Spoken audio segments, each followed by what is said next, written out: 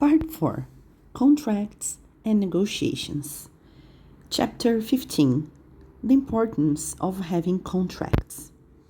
We have come to a point that generates some sort of reluctance for some teachers, for they are afraid of losing clients if the prospects have to sign a contract. What I can tell you is that it's not impossible to happen. There might be people looking for classes with teachers who solely work informally. The burning question is, why would a well-intentioned client refuse to sign up with a teacher who wants to guarantee the delivery of a negotiated service? My experience has shown that if they refuse to start a course for this reason, it is better to let them go. It would be much harder to have to deal with payment problems in the future. Trust me. I have been using contracts with my students for more than 20 years, and I have not regretted this decision a single day, nor have I lost interested students for fear of signing up a document. Having a fair, well-designed contract gives you and your clients the legal certainty of getting what has been negotiated. By signing up a contract, both of you will be comfortable knowing the other part is not ill-intentioned because, sadly as it may seem, there are a number of people out there who don't provide us with the best, honest experiences in the world, both service providers and clients. I'm going to tell you a story that has proved me the importance of having a contract. Hadn't I had a contract back then, I would have been financially damaged. Some years ago, I used to teach in companies. There is a company in particular that I had been teaching since I had started my freelance career, and people were already familiar with the teacher who would always be in the hall speaking English to everyone, me. I started teaching a duet. Let's call them Mary and Jane. Despite the fictional names, the story is real. They were really sweet, and the first month went smoothly in terms of presence and payment. On the second month, Jane started missing classes. Only Mary would come. After 2 or 3 classes, I contacted her trying to see if there was something I could do to help her. She said everything was okay, promising to be there for the next class, which didn't happen. And again, and again. Then she stopped paying for the lessons.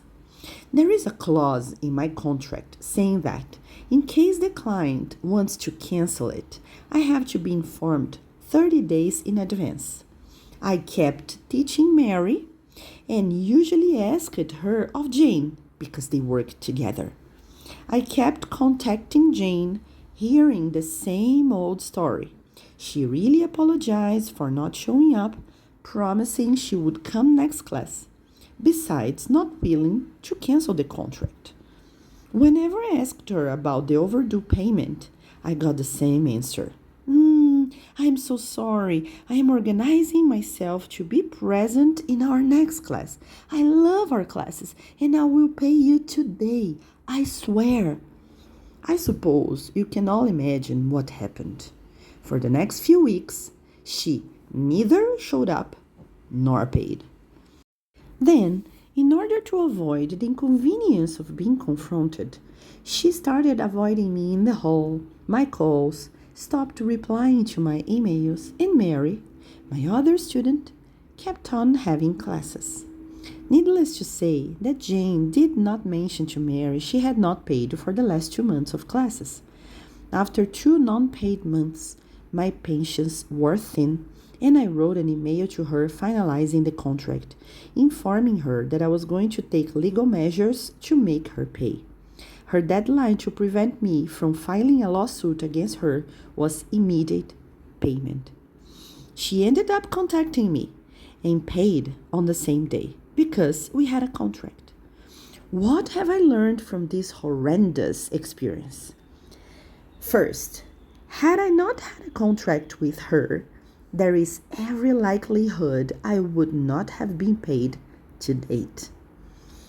Second, had I not been a serious professional, I would not have found new students in that company. These Gene-type people tend to try to tarnish people's image when frustrated. So certainly she spoke ill of me in that company. Third, Mary, the other participant, would not have carried on taking one-on-one classes after this episode if I weren't a good professional teacher.